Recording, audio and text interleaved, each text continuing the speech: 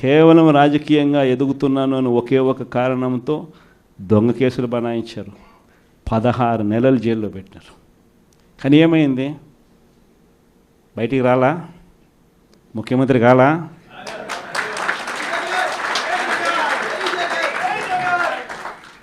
YSR Congress party బ్రతుకుతుంది.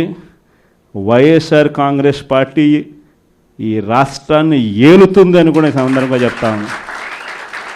మరో 30 సంవత్సరాలు ఏళ్తామని కూడా ఈ సందర్భంగా కూడా మరి గట్టిగా కూడా చెప్తాము. కాబట్టి ఎవ్వరూ కూడా వైఎస్ఆర్ కాంగ్రెస్ పార్టీకి సంబంధించిన ఏ కార్యకర్త వెంటికి కూడా పీకలేడు అని చెప్పి కూడా ఈ సందర్భంగా చెప్తాను. ఒక్కటే గుర్తుపెట్టుకోండి, ఈసారి జగనన్న 2.0 కొంచెం వేరుగా కూడా ఉంటుంది.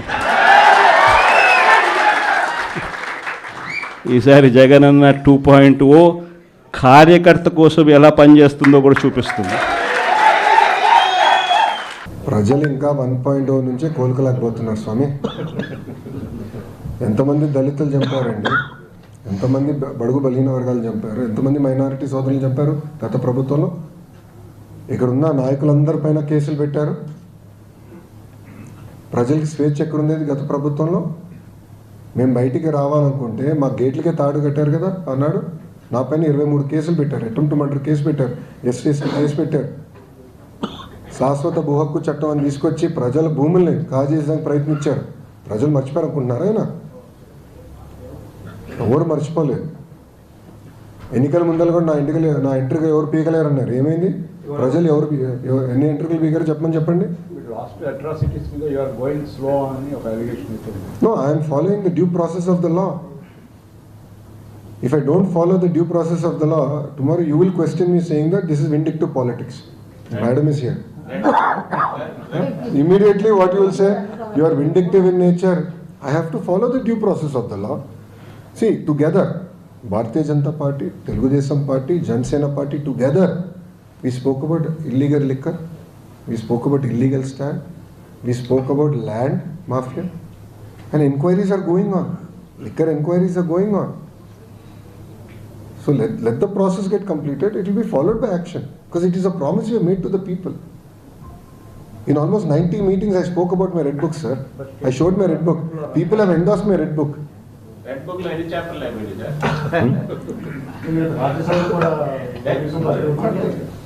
ఏంటండి? ఆయన పేరు ఉందా లేదా అనుకుంటున్నారు. అది కాన్ఫిడెన్షియల్ రిపోర్ట్ సార్. అది కేవలం నాకు మా అధ్యక్షుల వారి మధ్యలో ఉంటుంది సార్. చెప్పండి. Any other questions? Jaganmohan Reddy దారి ఖర్చులు దండగా దారి ఖర్చులకే రావండి. గుడ్.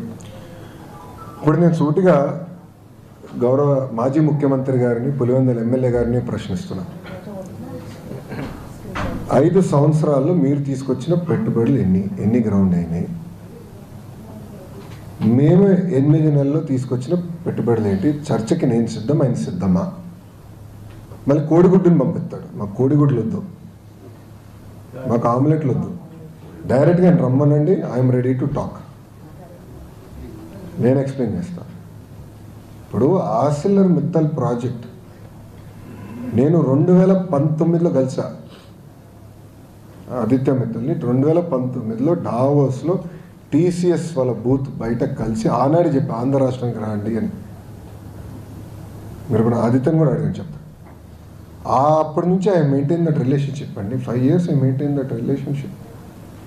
ఎన్డీఏ ప్రభుత్వ అధికారులకు వచ్చిన వెంటనే నేను ఫోన్ చేశాను, బాస్ 5 years అయింది, మీరు వేరే రాష్ట్రంకి వెళ్దాం అనుకున్నారు, అక్కడ ఏం అవ్వలేదు, వచ్చేయండి, వేరే రెడీ. ఒక్క జూమ్ కాల్తో కదిలిందండి ఆ ప్రాజెక్ట్. సో ఇప్పుడు మీరు అడగచ్చు 2019లో వెళ్ళిన ఖర్చులు దండగానే నేను సూటిగా ప్రశ్నిస్తున్నాను మిమ్మల్ని.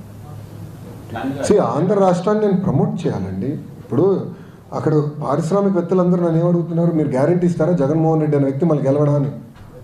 ఎందుకంటే పీపీఎల్ రద్దు చేశారు, అమర్ రాజా లాంటి కంపెనీని తరిమేశాడు, అనేక కంపెనీలు హెరాస్ చేశారు, సకాలంగా కరెంటు బిల్లు మన కరెంటు కూడా అందించలేదు, పవర్ హాలిడేస్ ప్రకటించారు. ఇండస్ట్రీ చాలా నష్టపోయిందండి ఆంధ్ర రాష్ట్రంలో. ఇప్పుడు అదంతా రివైవ్ చేసేదానికి మేము కష్టపడుతున్నాం, బ్రాండ్ రివైవ్ చేసేదానికి కష్టపడుతున్నాం. ఈరోజు మహారాష్ట్ర మాతో పోటీ పడుతుంది, తెలంగాణ మాతో పోటీ పడుతుంది, తమిళనాడు మాతో పోటీ పడుతుంది, చివరికి ఆ కేరళ మంత్రి కూడా డావోస్కి వచ్చి పెట్టుబడుల కోసం అంటే రాష్ట్రాన్ని ప్రమోట్ చేసేందుకు పోటీ పడుతున్నారు. వాళ్ళు ప్రమోట్ చేయకూడదా మేము రాష్ట్రాన్ని? It is a responsibility, we will promote. అని మీరు చూస్తారు కదా రాబోయే 12 నెలల్లో మీకు ఎలాంటి పెట్టుబడులు రాబోతున్నాయి, ఎక్కడ వస్తాయో మీరు చూస్తారు కదా అల్లారా. అప్పుడు అడగచ్చండి. But I'm ready for the discussion, debate. 5 సంవత్సరాలు ఆయన ఏం తీసుకొచ్చాడు, 8 నెలలు మేము తీసుకొచ్చాం. ఆయన తీసుకొచ్చిన కనుక 2x పెట్టుబడులు మేము తీసుకొచ్చాం. We have grounded the projects, we're moving exceptionally fast. Jagan నేతను మళ్ళీ రావడం వాళ్ళు హామీ అడిగినప్పుడు మీరు వాళ్ళకి హామీని ఇవ్వగలిగారా సార్? ప్రజలు నిర్ణయిస్తారు, మేము కష్టపడతాం. కానీ ప్రజలు కూడా గమనించాలి, ఈరోజు కొన్ని రాష్ట్రాల్లో అక్కడున్న భారతీయ జనతా పార్టీ ప్రభుత్వానికి 5 టర్మ్లు ఇచ్చారు. Gujarat amazing example. ఈరోజు స్టూడెంట్ డెవలప్మెంట్ ఏ స్థాయికి వెళ్ళిపోయింది. 5 టర్మ్స్లో their contribution to India's GDP has increased I think by almost 1.5% in 5 terms. Huge contribution. So consistency in government చాలా చాలా అవసరం. అది ప్రజలు గమనించాలి, గుర్తించాలి. ఈరోజు కేంద్రంలో 3వ సారి ప్రధానమంత్రిగా నరేంద్ర మోడీ గారు వచ్చారు కనుకనే ఈరోజు పాలసీ కన్సిస్టెన్సీ ఉంది, పెట్టుబడులకు పెద్ద ఎత్తున వాళ్ళు ప్రోత్సహిస్తున్నారు. ఆ కన్సిస్టెన్సీ వల్ల ఈరోజు మనం బయటపడగలుగుతాం, దేశం ముందరికెళ్తాం. ఆయన ఎమ్మెల్యేగా డిస్క్వాలిఫై చేయడానికి కుట్ర జరుగుతున్నారు, నిజమేనా సార్? ఎవరినండి? జగన్మోహన్ రెడ్డి. ఎట్లా డిస్క్వాలిఫై చేస్తామండి? 60 days కంటిన్యూగా రాకపోతే ఆటోమేటిక్గా డిస్క్వాలిఫై అవుతుందని డిప్యూటీ స్పీకర్ చెప్పారు. మళ్ళీ ఆయన ఎందుకు రావట్లేదు అసెంబ్లీకి?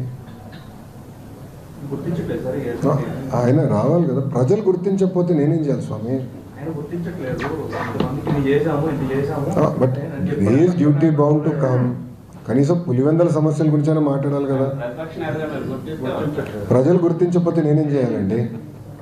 ప్రజలు గుర్తించాలి కదండి. ఇప్పుడు ఆయన అన్నారు కదా, గతంలో 4 ఎమ్మెల్యేలు అనుకుంటా, 4 ఎమ్మెల్యేలు నేను లాగేస్తే మీకు ప్రతిపక్ష హోదా కూడా ఉండదని ఆయనే చెప్పారు కదండి గతంలో. మళ్ళీ ఆయన మర్చిపోయారా? అయితే టెక్నికల్గా 60 రోజులు రాకపోతే బాధ అంటారు మీరు. వాస్తవంగా నేను స్పీకర్ గారితో మాట్లాడినా స్పందిస్తాను. ఎందుకంటే ఆ టెక్నికాలిటీ మొదటిసారి నేను తెలుసుకుంటున్నాను. నాకు కొంచెం అసెంబ్లీ రూల్ బుక్ ఇంకా చదవాలి. కౌన్సిల్ రూల్ బుక్ అయితే నాకు first page to last page తెలుసు.